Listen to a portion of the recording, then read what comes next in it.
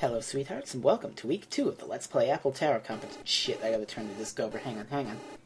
Okay, week 2 Apple Tower competition. This week's theme is Spunky. So it's my pleasure to show off a game featuring two of the spunkiest, most courageous, spirited, fiery, hot-headed, and lively protagonists I can think of. This is Dirty Pair, Project Eden for the Famicom Disk System. Dirty Pair was originally a light novel written by Haruka Takachiho. It got turned into an anime in 1985, and then an anime movie, which this game is based on, in 1987. So, we're following the adventures of two space ladies solving problems on commission in the space 80s. Are you ready? Because I'm ready. Let's get the game going here. And here's one such problem we have to solve. That's Kei on the left and Yuri on the right. Don't make a mess of things. Yeah, they call them the Dirty Pair because they cause a lot of collateral damage wherever they go. Much like the collateral damage I'm going to do if I gotta flip this disc one more time. Anyway, let's get going. Are you ready? I'm ready. Let's play some Dirty Pair Project Eden. Oh my god, it's shit. Yeah, so we're Yuri running around in this shoot-'em-up platformer hybrid blasting glowy orbs. And we get this item, which is either a perfume bottle, if you believe the fact I found, or an earring, because they talk to each other with their earrings as communicators, to summon Kei in her gunship to turn the thing into an outright shmup. Well, you're still playing by shmup rules. One hit, you're dead. But, those glowy things that are exploding, yeah. The shrapnel can kill you, which is real bullshit, let me tell you. So we've got a bunch of power-ups, but most of them are for points. And the ones that aren't, well, you use them, but you can't use them while you're in your gunship. And you want to stay in your gunship because, well, it's much more beneficial for actually beating the game. Which, it's a lovely symbol for their partnership. Working together, they can overcome all odds. As opposed to, you know, one half of the lovely angels being glorified power-up. But, hey look! Invincibility! We can just cruise through this level at warp factor 10 and bypass everything and get all the items and beat scene 1-1. Yeah, because this game's like Super Mario Bros. You've got 4 levels. And you even get your gunship at the start of every level if you still have it. That hopping enemy, indestructible. Great. Just great. So would you believe this mess is actually kind of faithful to the movie? These enemies coming at us now are actually from the movie. They're Sedinga ores, which get refined into Visorium, or Visolium as the patch calls it, because I guess whoever patched it didn't see the movie, or might have had another translation or fan sub or whatever. Anyway, this part is really tricky, because you've got, like, all sorts of stuff to do. The Sedinga ores are coming in a swirl. Those round things are coming down. You've got the indestructible hoppers coming at you, and then you've got these alien things walking right towards you who are a real pain. So I just like to hug the bottom of this platform here, shoot like mad, and pull up whenever one of those hoppers comes, and then just go around. Believe me, it's a lot harder than it looks. I've lost many a take to them. It's bad. It's bad news. But one more hopper and we can actually get to more invincibility and clear the level really quick. And hey, that's your robot friend from the 1985 anime, even though he wasn't in the movie and he's a glorified power-up too. But, well, what have you. So if I have this right, the girls are either trying to get to Professor Wattsman's lab or the abandoned power plant that's in the movie. I'm not really sure because this game is such a nondescript mess, but it's either one of those. There is another, like, base level as the final level, so who the hell knows. We're on the final shmup level of this world, and we've actually got another thing from the movie. The Sedingas themselves, who are like these scary xenomorph guys who get destroyed a lot in really visceral ways. Did I mention this movie came out a year after Aliens? I'd like to talk about the movie, if ever so briefly.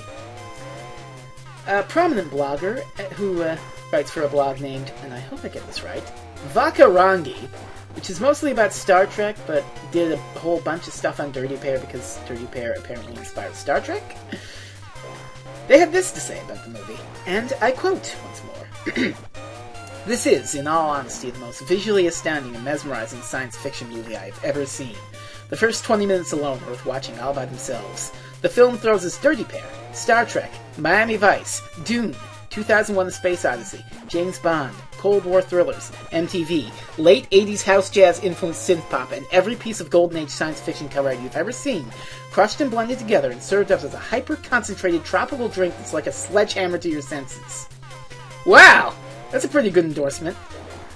Of course, the writer of that blog did have some major reservations about the rest of that movie, which I do agree with, but it's so beautiful and breathtaking and has such a great soundtrack that I'm a little more forgiving of that.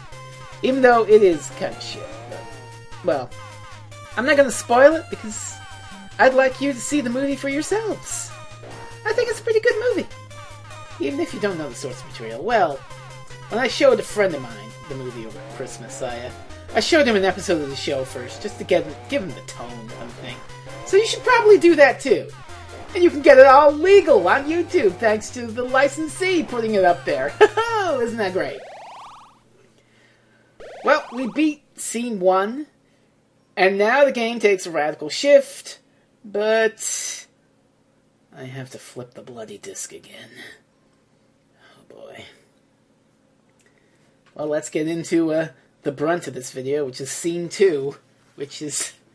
Whew, it's a big, like, Zelda/Kid Icarus style maze, where you've got to go around collecting items to find the way out. And this music just loops like that. So I'm going to fade it out and overlay actual music from Dirty Pair Project Eden, the film, which is much better. Trust me. Oh god, trust me. Now, this stage I have two major reservations with.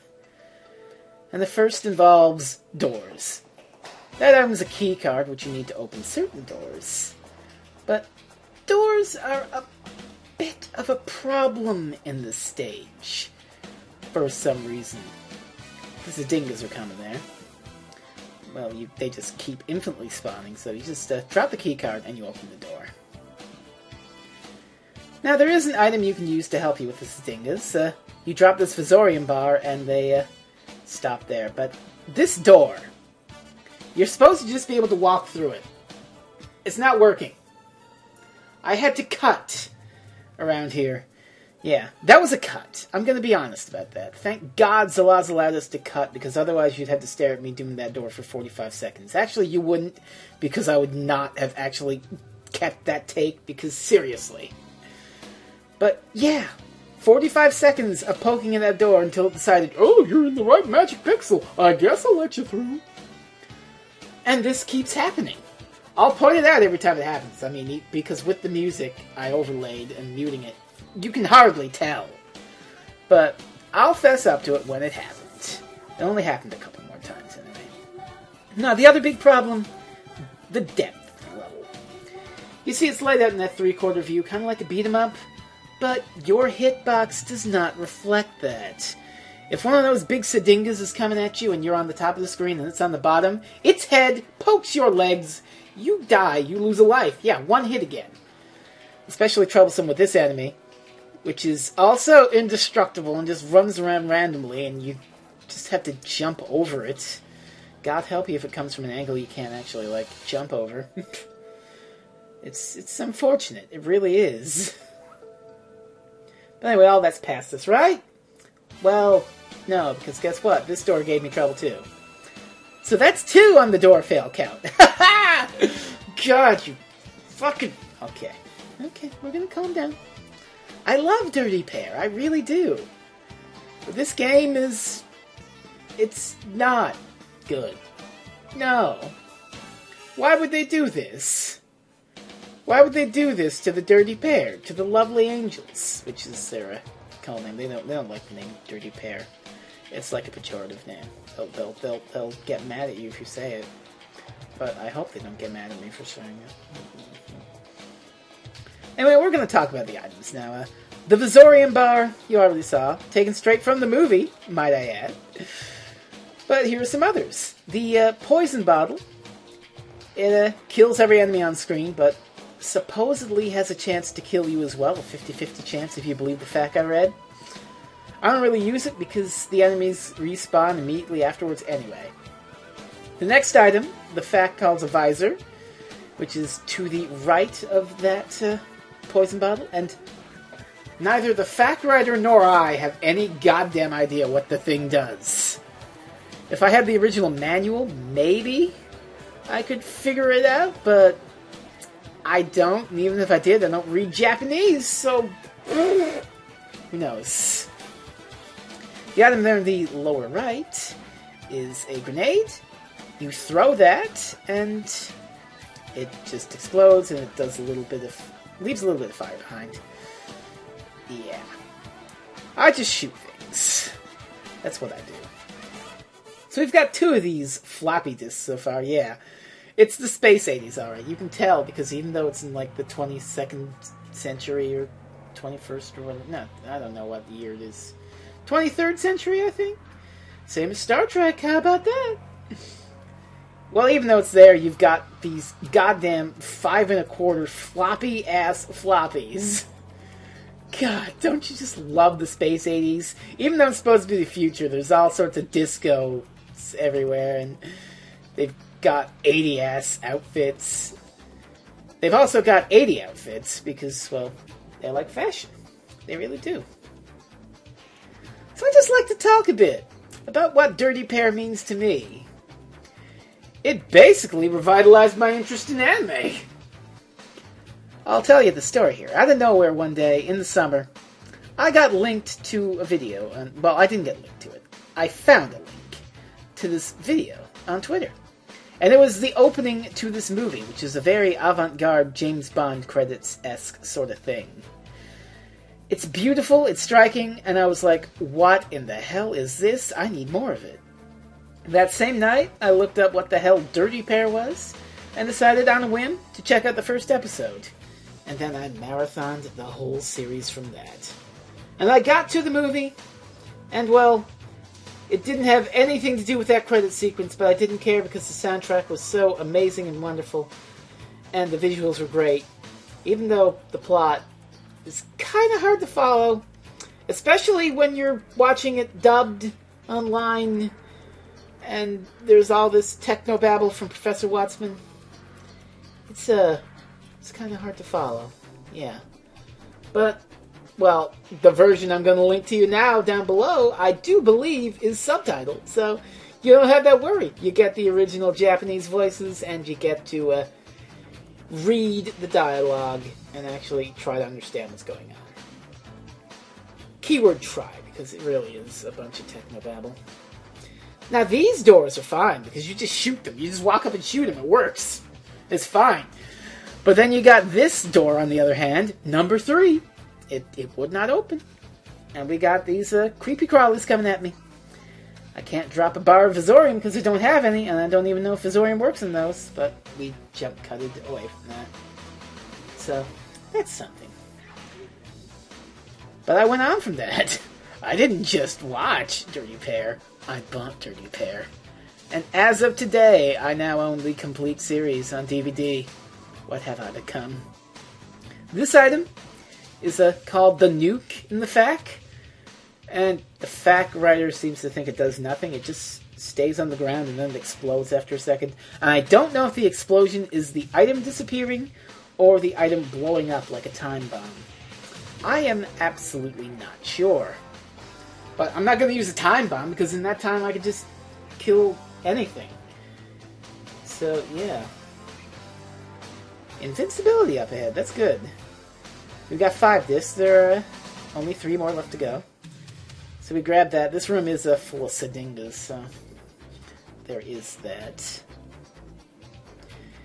And it wasn't long after I started watching Dirty Pair that I discovered the Vaka Rangi blog, which is really insightful and great. I mean, well, thank goodness they wrote about it first, because they did a hell of a lot better job than I could. And I cut there. Just cut away from the walk back to this main staircase, because it was a minute of nothing.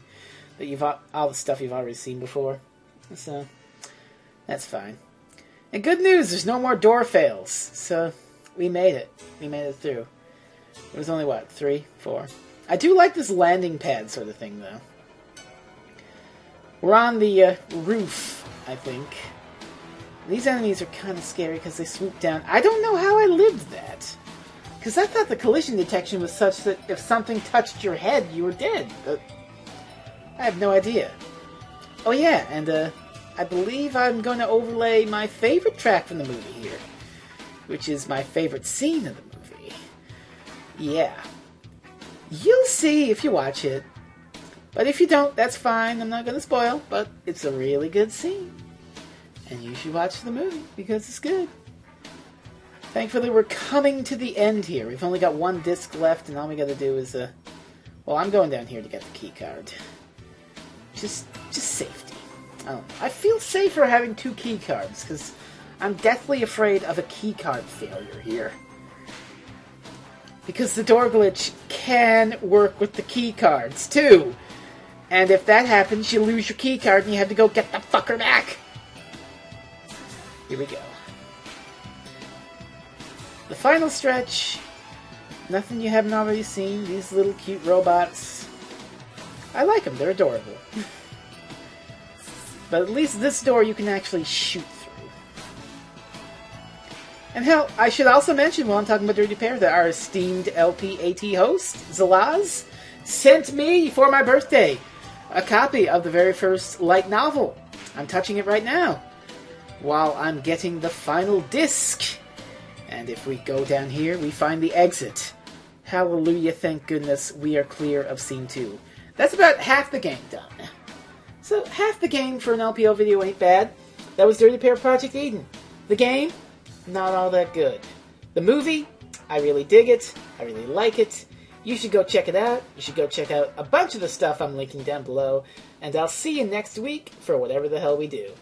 Until then, kids, bye-bye for now. Good night, sleep tight.